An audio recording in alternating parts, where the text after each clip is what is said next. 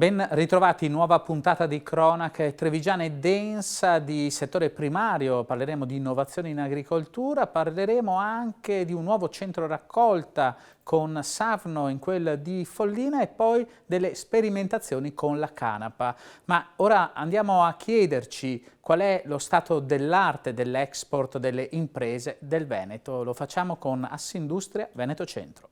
Presentata la seconda edizione dell'Osservatorio Export di Confindustria Veneto Est con SACE e Fondazione Nord-Est. Si tratta in realtà della prima edizione che unisce i dati della nuova compagine associativa targata Padova, Venezia, Treviso e Rovigo. Obiettivo dell'appuntamento: capire come si stia delineando la riorganizzazione delle reti di fornitura, dinamiche acuite dalla pandemia e dall'invasione russa dell'Ucraina che hanno segnato un evidente cambiamento delle catene globali del valore. Sono molto felice di questa nuova aggregazione perché ovviamente ci permette di avere più dati e quanto più dati abbiamo tanto più possiamo essere precisi poi negli servizi piuttosto che nelle attività che proponiamo ai nostri associati. Devo dire che quest'anno è stato particolarmente significativo perché il dato forse più rilevante rispetto a quello dello scorso anno è stata quello che abbiamo notato nella catena globale del valore, nel senso che circa il 26% delle aziende durante gli ultimi 2 anni hanno deciso di cambiare un fornitore strategico, avvicinandosi un po' a quello che è il sito produttivo. Tra i motivi che hanno maggiormente contribuito all'inversione di tendenze ci sono i costi di reperimento delle materie prime e di trasporto. Io credo che ci siano almeno 2 dati molto interessanti. Il 26% delle imprese che ha accorciato le proprie filiere, una gran parte ha scelto fornitori strategici in Italia,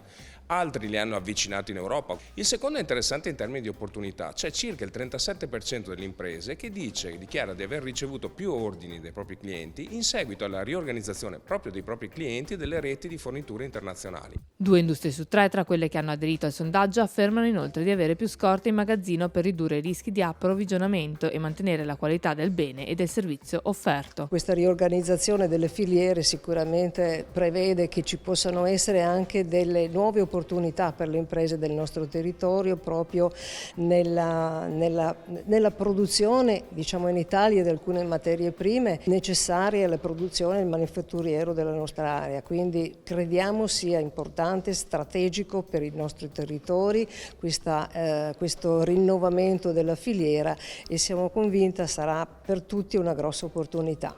Degne di nota inoltre 3 aziende esportatrici. Quest'anno per la prima volta abbiamo anche voluto dare un premio alle aziende che si sono dimostrate più esportatrici. Il vincitore per la categoria grandi imprese è stato Maschio Gaspardo, per la categoria PMI è stata l'azienda Sirio SRL e per la categoria Beginners è Winfor Medical Engineering. E abbiamo tra l'altro, cosa molto curiosa, sono 3 aziende di 3 territori diversi, quindi una padovana, una del trevigiano e una del veneziano.